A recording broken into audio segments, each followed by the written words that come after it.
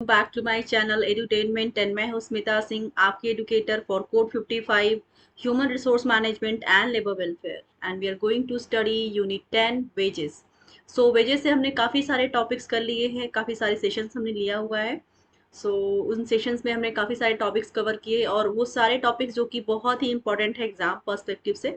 अगर आपने उन सेशंस को नहीं देखा है तो please go through my channel Smita Singh edutainment, you find all दो सेशंस एंड वीडियोस। मैंने प्लेलिस्ट बनाया है यूनिट वाइज, अगर आपको यूनिट वाइज देखना है तो आप यूनिट वाइज भी देख सकते हैं। एमसीक्यूज एंड पीवाईक्यूज का भी मैंने बनाया है playlist, so you can go through them and you can watch all of the sessions, right. So session को आगे बढ़ाते हुए मैं आपको I take you to the slide where you will have to start today.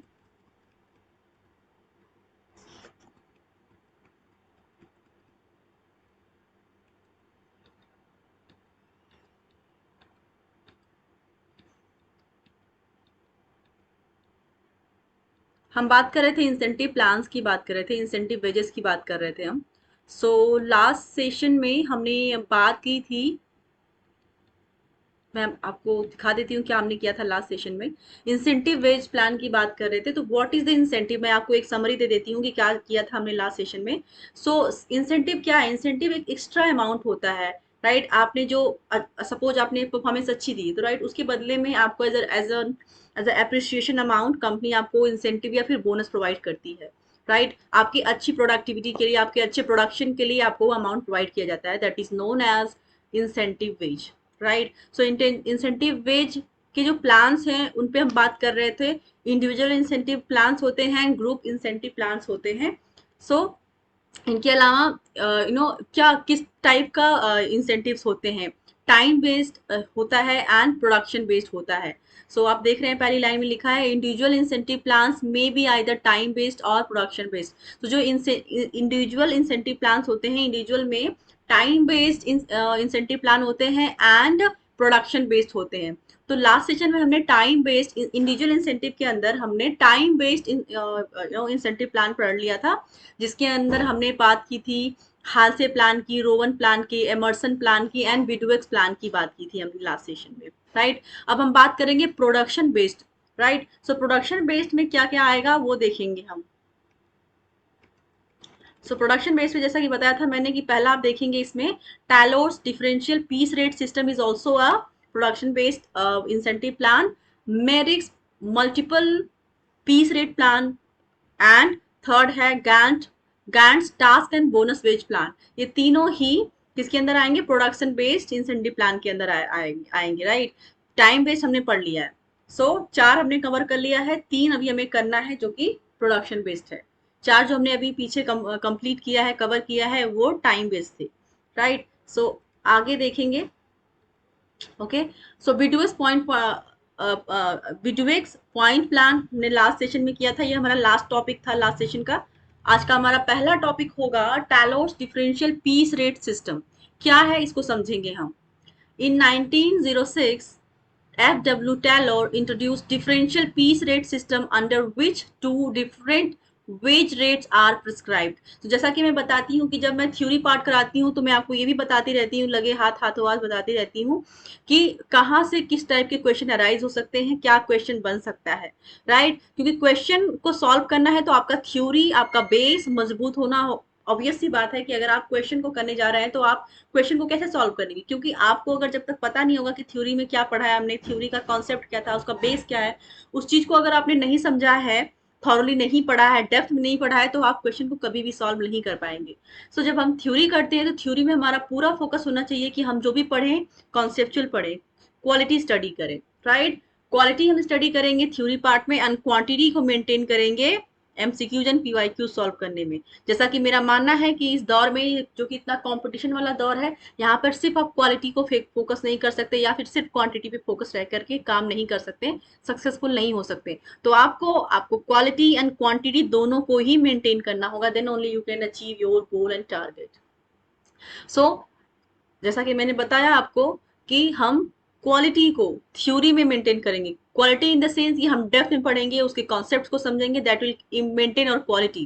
Quantity हम MCQ जब solve करेंगे, ऐसा नहीं कि हम सिर्फ 5 क्वेश्चन समझ ले, हमें हमारा बेस मजबूत है, हमने क्लियरली सब कुछ समझ लिया है, 5 क्वेश्चन 10 क्वेश्चन एक टॉपिक के लिए इनफ है, मोर देन इनफ है, ये हमारे लिए सही होगा, हम एग्जाम में क्रैक कर सकते हैं। नहीं, क्वांटिटी को भी मेंटेन करना है, राइट, क्योंकि N number of ideas, N number of questions बनते हैं, right, on the basis of N number of ideas N number of questions बनते हैं, तो उन पर आपकी प्रैक्टिस बहुत जरूरी है, राइट। सो कभी कभी जरूरी नहीं कि हम कोई क्वेश्चन नहीं सॉल्व कर पाते, इसका मतलब उस क्वेश्चन हमने वो उस टाइप का क्वेश्चन देखा नहीं या फिर उस चीज को पढ़ा नहीं। हम पढ़े होते हैं, हम जानते भी हैं, हमें क्वेश्चन आता है कहीं ना कहीं, लेकिन हम कंफ्यूज रहते हैं। तो कंफ्यूजन को दूर कौन करता है? आपकी बेस स्टडी आपकी करती है, आपका क्वालिटी स्टडी करती है, और क्वांटिटी ऑब्वियसली मेंटेन करना है आपको, जब आप एमसीक्यूज एंड पीवाईक्यू सॉल्व करेंगे तब, राइट। जैसा कि यहाँ पे दिखा रहा है कि डिफरेंशियल पीस रेट सिस्टम सबसे पहले किसने स्टार्ट किया था? That is started by F W. Taylor in 1906, under which two different wage rates are prescribe, जिसके अंदर दो अलग तरीके के वेज सिस्टम प्रिस्क्राइब किए गए, हायर एंड लोअर। एक पहला हायर एंड दूसरा लोअर वेज सिस्टम प्रिस्क्राइब किया गया under the by F.W. Taylor in 1906. Second line पढ़ूंगी, second half part. The higher piece rate is meant for efficient workers and the lower for inefficient workers. So higher piece rate किसके लिए बनाया गया? जो efficient workers है and जिनकी performance अच्छी है उनके लिए, एंड जो weaker सेक्शन मतलब इनएफिशिएंट है, कहीं ना कहीं इनएफिशिएंट परफॉर्म कर रहे हैं, इनएफिशिएंटली परफॉर्म कर रहे हैं, उनकी परफॉर्मेंस अच्छी नहीं है, तो उनके लिए कौन सा है? लोअर पीस वेज सिस्टम है, right. Right. So who produced less than the standard quota?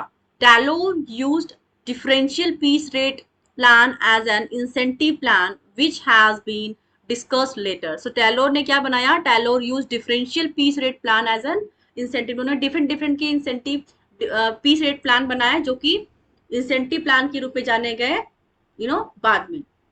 However, workers prefer straight piece rate system which does not penalize the inefficient workers. So यहाँ पर जैसा कि आपने देखा इसमें कि यहाँ पर क्या था कि higher wage and lower wage का सिस्टम था। तो जो इन एफिशिएंट पीपल हैं, जो अच्छा परफॉर्म कर रहे हैं, जो बहुत अच्छे से जिनका प्रोडक्शन बहुत अच्छा है, उनके लिए हायर वेज रेट निकाला गया, और जहां पर जो इनएफिशिएंट है, काम को करने में कम परफॉर्मेंस, अच्छी परफॉर्मेंस नहीं है, लोअर परफॉर्मेंस है, तो उनके लिए लोअर वेज प्रोवाइड किया गया। बट ऐसा नहीं था कि जिनकी परफॉर्मेंस बहुत अच्छी नहीं थी, जो इनएफिशिएंटली वर्क कर रहे हैं, उनके सैलरी में या फिर कोई पेनाल्टी थी उनको लेकर के, या उनकी सैलरी पर, ऐसी कोई चीज नहीं थी, राइट। नेक्स्ट देखेंगे, the advantage of Taylor's plan are as under. So हम देखेंगे यहाँ पे एडवांटेज क्या था टैलोर के प्लान में। टैलोर का जो प्लान था पीस रेट सिस्टम, उसमें क्या उसका एडवांटेज देखने को क्या मिलता है उस सिस्टम में? पहला है, Taylor's plan makes distinction between efficient and efficient workers. So सबसे पहली बात उन्होंने क्या एडवांटेज देखने को मिला कि आप एक तरह से छटनी कर पाएंगे या फिर कैटेगराइज कर पाएंगे कौन एफिशिएंट है, कौन इनएफिशिएंट है, उसके बेसिस पे आप चीजों को प्लान करेंगे। Moreover, it gives special reward to efficient workers and punishment to those who are inefficient. So इसमें क्या था कि obvious सी बात है कि आप एफिशिएंट एंड इनएफिशिएंट पर्सन एक ही साथ मिलकर के काम करें सपोज, तो जो अच्छा परफॉर्म किया, जिसने अच्छा काम किया, जिसने डिलीजेंटली काम किया, उसको भी कोई बेनिफिट नहीं, और जो ऑब्वियस सी बात है जिसने एफिशिएंटली परफॉर्म नहीं किया उसको भी वही चीज मिलती है। तो कहीं ना कहीं अनफेयर था, इनजस्टिस था उनके लिए जो अच्छा परफॉर्म करते थे। तो पैसा से पहले तो उन्होंने कैटेगराइज कर दिया कि इनएफिशिएंट कौन है और एफिशिएंट कौन है, उसके बेसिस पे उनको रिवॉर्ड एंड पनिशमेंट दिया गया। पनिशमेंट ऐसा सही नहीं कि बहुत मेजर पनिशमेंट, ऑब्वियस सी बात है जहां पे आप किसी को बेनिफिट दे रहे हैं तो ऑटोमेटिकली किसी को अगर बेनिफिट नहीं दे रहे हैं तो ऑटोमेटिकली उसके लिए पनिशमेंट हो जाती है, बट ऑब्वियसली वहां पर कुछ मेजर्स रखे गए होंगे, राइट, एज अ पनिशमेंट। दूसरा है, it encourage worker to be efficient because there is no there is no guarantee of minimum wage payment to workers. In addition, due to different rates, workers try to be efficient in order to get wage payment at the higher rate. So obviously जहां पर जब incentive plan बनाए गए efficient and inefficient के basis पे, तो जब efficient people को अच्छे बेनिफिट्स मिलने लगे, अच्छे इंसेंटिव्स मिलने लगे, तो जहां पे जो इनएफिशिएंटली परफॉर्म कर रहे हैं या फिर इनएफिशिएंट थे, वो भी अच्छी परफॉर्मेंस करने की कोशिश करने लग गए, क्योंकि उनको भी कहीं ना कहीं एक्स्ट्रा अर्निंग करनी थी, एक्स्ट्रा वेज कमाना था, राइट। सो उस बेसिस में क्या था, कहीं ना कहीं वो एडवांटेज के तौर पे ऑर्गेनाइजेशन के लिए नजर आया कि जो इनएफिशिएंट थे वो भी अब वो एफिशिएंट बनने की कोशिश कर रहे हैं, एफिशिएंट हो रहे हैं, राइट। तीसरा है it helps in removing inefficient workers from the industrial unit. और इसमें से क्या हुआ कि जब इनएफिशिएंसी जो थी वो ऑटोमेटिकली रिमूव होने लगी, तो वो हेल्प किया, राइट। इंसेंटिव प्लान्स हेल्प किए to remove the inefficient workers from the industrial unit. ऐसा नहीं कि उनको निकाल दिया गया, वो खुद ही अच्छा परफॉर्म करने लगे इंसेंटिव्स की वजह से। चौथा है this system of wage payment is popular among efficient workers as they draw more wage under it. So ये सिस्टम जो था कहीं ना कहीं पॉपुलर करने लगा उन लोगों के जो कि एफिशिएंट थे, जो कि अच्छा परफॉर्म कर रहे थे, तो लोग उनको जानने लगे, उनको रिकॉग्नाइज करने लगे, तो वो इनके लिए एक बहुत बड़ा कॉम्प्लीमेंट था। और ऐसा बनने के लिए फिर हर किसी की चाहत होने लगी कि मैं भी, मुझे भी लोग जाने, तो एक तरह से कंपटीशन वाला दौर आ गया, you can say, right. And next देखेंगे चौथा के बाद जो नेक्स्ट लाइन है, Taylor's plan is often criticised by the workers and trade unions on the following grounds. So जो टैलोर, ऑब्वियसली जहाँ पे आप हर चीज में आपको प्रॉस एंड कॉन्स देखने को मिलेगा, जो चीज अच्छी है कहीं ना कहीं किसी न किसी के लिए वो बुरी भी हो सकती है, राइट। सो हर चीज, हर कहते हैं ना कि एक सिक्के के जैसे दो पहलू होते हैं, हर एक सिंगल थिंग के दो एस्पेक्ट्स होते हैं। तो उसी तरह कुछ चीजें कुछ वर्कर्स को पसंद नहीं आई, यूनियंस को पसंद नहीं आया, तो वो क्या है आप देखेंगे। पहला है in Taylor's plan there is no guarantee of minimum wage payment to workers. So इनमें ऐसा कोई गारंटी नहीं थी, जो इनएफिशिएंट पर्सन थे उनमें मिनिमम वेज कितना पे किया जाएगा इसकी कोई गारंटी नहीं थी। तो ये कहीं ना कहीं लूफॉल या फिर कैन से कि वो ठीक नहीं था, वो क्रिटिसाइज करने वाला पार्ट था। दूसरा है it is rather harsh even to workers who are little below the average. So कह रहे हैं कि it is rather harsh even to workers, मतलब ये प्लान ऐसा था कि जिससे जो जो वर्कर्स या पर्सन्स अच्छा परफॉर्म नहीं कर पा रहे थे उनके लिए कोई हार्ड एंड फास्ट रूल नहीं था, या फिर कोई हार्श कोई एक्शन नहीं लिया जाता था कि वो अपनी परफॉर्मेंस को ठीक कर पाए। तो कहीं ना कहीं उनको पसंद नहीं आता था, राइट, वर्कर्स को एंड सम यूनियंस को। तीसरा है it treats workers not as human being but a machine. So इसमें कहीं ना कहीं देखने को मिला कि ये कहीं ना कहीं ह्यूमन को ह्यूमन बीइंग नहीं, it treats workers not as human being but a machine. मतलब कहीं ना कहीं इंसेंटिव प्लान के अंदर क्या हुआ कि ज्यादा परफॉर्मेंस दो, ज्यादा पैसा कमाओ, तो कहीं ना कहीं वो वर्कर्स को ह्यूमन की तरह ना ट्रीट करके वो मशीन्स की तरह ट्रीट करने लगे। ये बहुत, मतलब ऐसी चीज देखने को मिली थी, बहुत बुरी चीज देखने को मिली थी, जिसकी वजह से वर्कर्स एंड यूनियंस ने इसको क्रिटिसाइज किया था टेलर्स के प्लान को। नेक्स्ट देखेंगे next plan, Merrick's multiple piece rate plan क्या है। इसके अंदर देखेंगे this plan offers 3 grade piece rate rates rather than 2 offered by the Taylor's plan. The workers who produce less than 83% of standard output are paid at a basic piece rate. Those producing from 83% to 100 of the standard output are paid 110% of basic piece rate. Lastly, the workers producing more than 110% of standard output are paid 120% of improvement over the Taylor's plan, as it reduces the severity of the Taylor's plan. So क्या था इसमें कि जो person suppose 100%, एक unit है, मतलब आपको कोई काम दे दिया गया 9 आवर्स में करने के लिए, अगर आपने 9 आवर्स की जगह पे आपने 9 आवर्स में आपने किसी काम को 100% ना पूरा करके 83% ही पूरा किया, तो उसमें आपका कोई सैलरी डिडक्शन नहीं था, आपको एज इट इज आपको सैलरी प्रोवाइड कर दी जाती थी। लेकिन जहां पर आपने उसी काम को 9 आवर्स के अंदर 83% से ज्यादा अगर आपने उस काम को खत्म कर लिया, तो 83 टू 100% अगर आपने उस काम को खत्म कर लिया, तो आपको 110% का फायदा मिला, मतलब 100%, 100 रुपीज प्लस 10 रुपीज आपको एक्स्ट्रा बेनिफिट मिलता था उसका, right.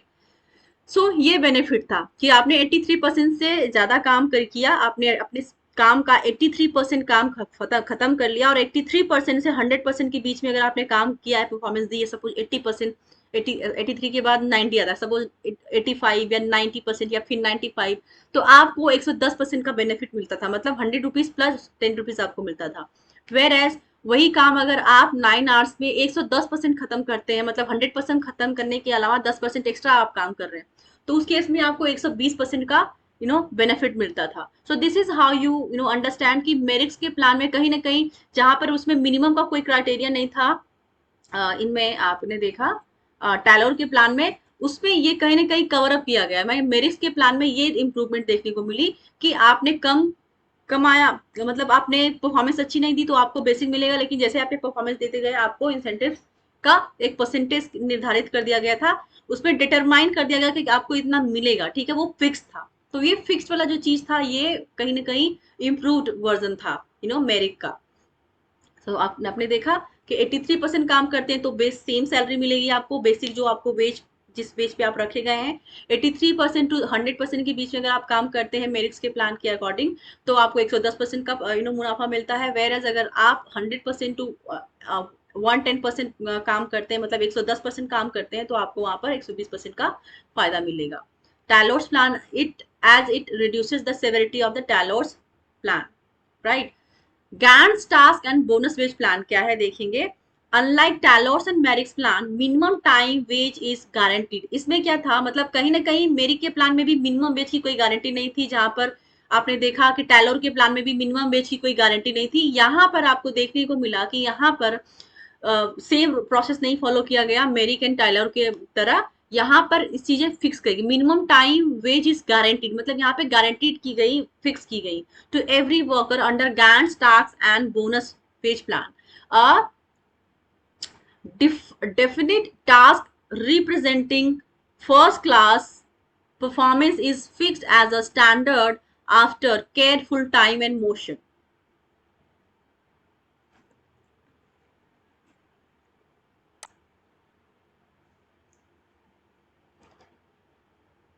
Okay. Okay, to every workers under Gantt's task and bonus wage plan, a definite task presenting first class performance is fixed as a standard after careful time and motion studies, basic piece rate. Thus, this system, just a second.